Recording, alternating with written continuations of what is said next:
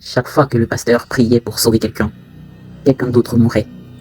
Plus l'église grandissait, plus les cercueils se multipliaient, et une question a commencé à circuler, à voix basse, dans l'ombre. Coïncidence ou sacrifice? Le pasteur Samuel avait tout pour être admiré. Une église immense, des fidèles par centaines, des enveloppes épaisses déposées chaque dimanche.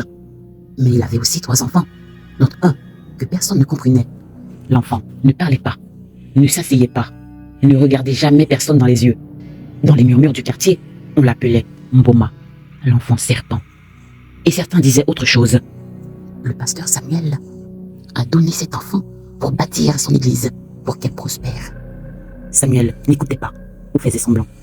Un jour, il fut appelé par une mère désespérée.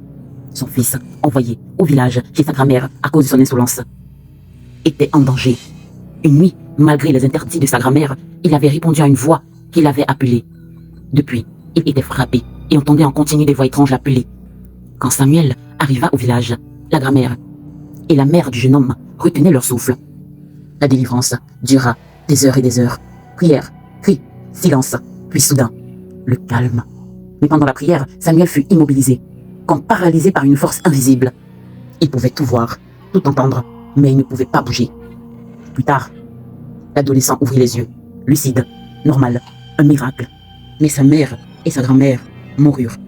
En quittant le village, Samuel fut abordé par une vieille dame, Maapenya.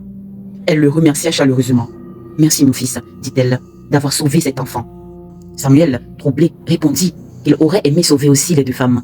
Maapenya dit simplement « Dieu a le dernier mot. » Puis elle ajouta « Ça se voit que tu es un bon pasteur, un vrai homme de Dieu. Peux-tu m'aider? Je veux revenir à Dieu, je m'en suis éloigné. Vois-tu ici, il n'y a pas d'église. » Samuel lui dit « Je veux bien t'aider à te rapprocher de Dieu. » Il prit son numéro et lui indiqua où était son église. Celle-ci était située en ville, pas loin de la maison de la fille de Maapenya. « Je viendrai, » dit Maapenya. Quelques semaines plus tard, une nouvelle fidèle arriva dans son église. C'était Maapenya. Silencieuse, observatrice, elle posait beaucoup de questions à Samuel sur la Bible. Elle voulait connaître.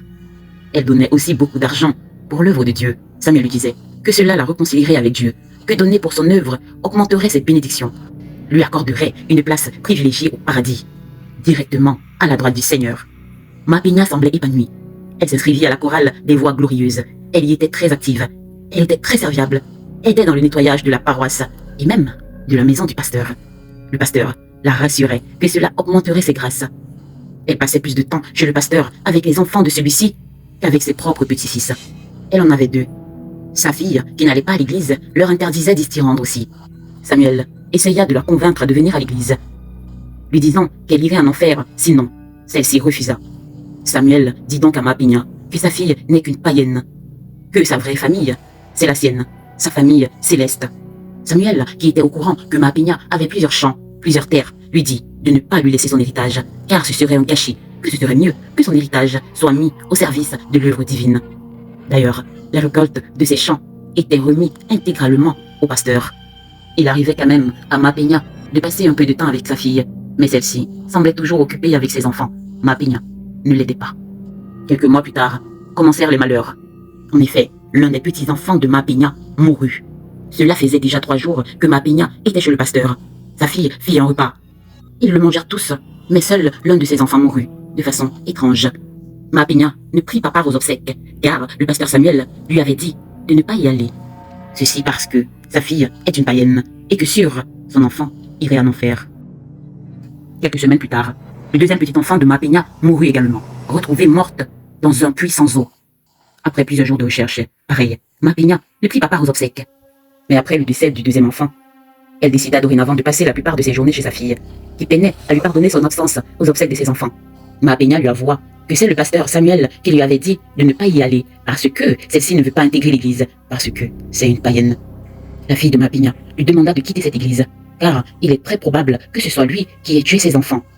D'ailleurs, avant le décès du premier enfant, une semaine plus tôt, le pasteur est passé chez elle pour essayer de nouveau de la convaincre d'entrer dans son église, et elle a refusé. Peut-être l'a-t-il fait pour se venger. Sa mère dit « Ok, je n'irai plus dans cette église ». Sa fille dit « Si c'est lui qui a tué mes enfants, je crois, Dieu me vengera ». Après les obsèques du 2e petit enfant de Maapenya, l'église de Samuel prospéra encore plus. Les rumeurs devinrent certitude. Le pasteur sacrifie des vies pour sa richesse. Mais cela ne réduisait pas le nombre de fidèles. Au contraire, celui-ci croissait.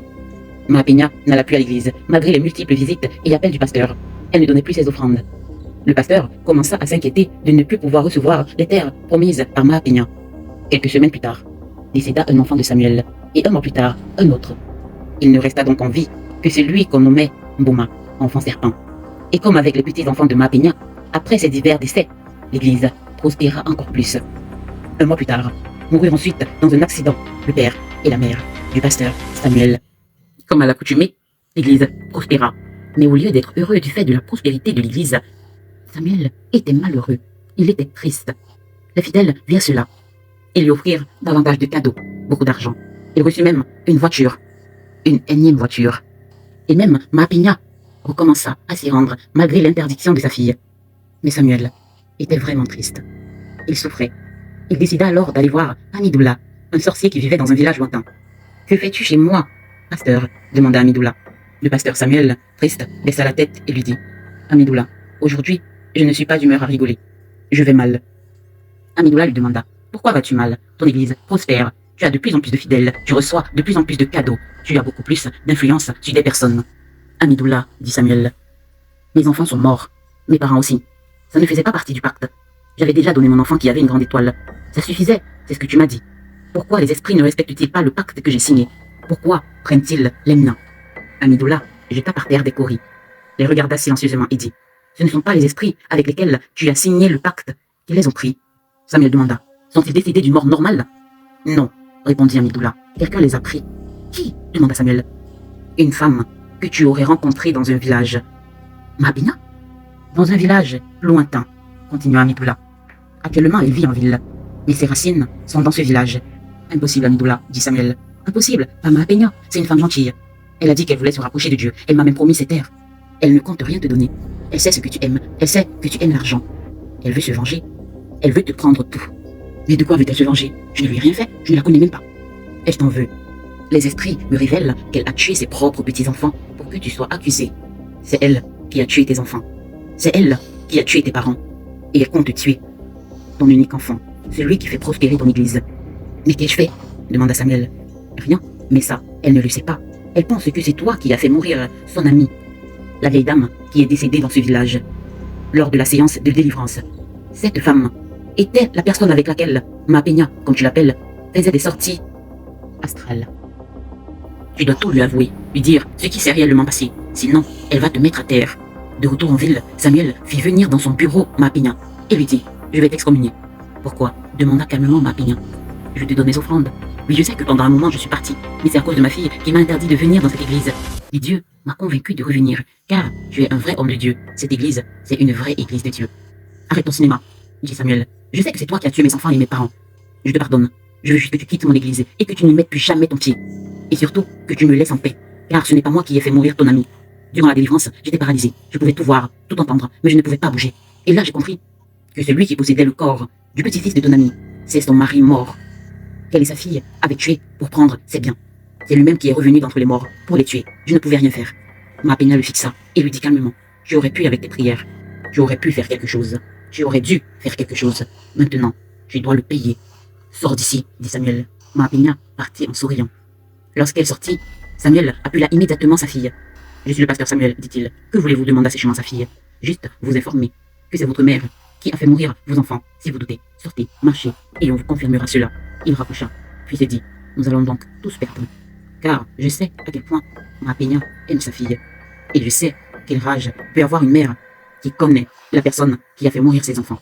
La fille de Ma Peña, après avoir entendu cela, courut acheter du poison pour rat, fit une boisson, y mit ce poison. Sa mère arriva à la maison 1 heure plus tard. Elle lui donna à manger. Pendant qu'elle mangeait, sa fille lui dit, je suis au courant de ce que tu as fait. Comment as-tu osé tuer mes enfants, maman? Qui t'a dit ça? Ce sont des mensonges. Qui te l'a dit? Demanda Ma Peña. Tu n'es pas venu à leur obsèque. Oui, je sais, dit Ma Peña, mais c'est le pasteur, c'est lui qui a voulu nous diviser, nous séparer. Il m'a dit que vous êtes des païens. Maman, dit calmement sa fille, j'ai mis du poison de vérité dans ton repas. Si tu dis la vérité, ça n'aura pas d'effet sur toi. C'est un grand marabout qui me l'a donné. Mais si tu mens, tu mourras. Alors Ma Peña lui dit, oui, je les ai tués. Ma fille, depuis que tu es arrivée dans cette ville, depuis que tu as eu ces enfants, tu ne viens plus au village me rendre visite. Tu m'as comme oublié. De temps en temps, tu m'envoies de l'argent, c'est vrai, mais j'ai besoin de ta présence. Tu ne prends jamais de mes nouvelles. Tu ne viens même pas prendre part aux mariages qui y ont lieu, ni aux obsèques. Tu n'y amènes pas tes enfants. Ma fille, je suis ta mère, j'ai besoin de toi. Sa fille lui dit, je ne t'ai jamais empêché de venir les voir. Je sais, répondit Mapenya. Même lorsque je venais te voir, tu ne me demandais même pas comment j'allais. Tu ne cessais de me parler de tes enfants, comme si moi, je n'existais pas. Sa fille lui demanda, et pourquoi as-tu voulu faire accuser ce pauvre pasteur? Mapenya répondit, il n'est pas innocent. Il a fait mourir ma seule amie, celle avec laquelle je faisais des sorties astrales pour oublier l'abandon de mon unique enfant. Alors, j'ai décidé de le nuire, de tuer ses enfants, ses parents, et de le faire accuser, afin de faire fuir ses fidèles, de faire tomber son église. Sa fille lui demanda, mais avais-tu besoin pour cela de tuer mes enfants, tes petits-enfants? Sa mère la fixa et ne dit rien. Sa fille lui dit, je te comprends et je te pardonne. Elle lui tendit le verre de boisson empoisonné et lui dit, je ne savais pas, maman, que tu souffrais autant. Pardonne-moi. Sa mère prit le verre et but, puis dit, je t'aime tellement, ma fille. Sa fille lui demanda, est-ce que tu aimais tes petits-enfants, maman? Mapenya ne répondit pas. Elle fixa sa fille qui continua, je sais, tu ne les aimais pas, mais maintenant, tu vas les rejoindre. Peut-être, accompagnée de ta meilleure amie sorcière, tu parviendras à les aimer. Les yeux de Mapenya s'écarquillèrent. Elle demanda, qu'as-tu fait, ma fille? Tu m'as empoisonné? Sa fille recula lentement. Puis Mapenya dit, je reviendrai. Sois sûre. Elle tomba, morte. Le pasteur Samuel n'était peut-être pas innocent, mais cette fois, ce n'était pas lui le monstre. Si cette histoire t'a donné des frissons, abonne-toi, car la prochaine sera encore plus troublante.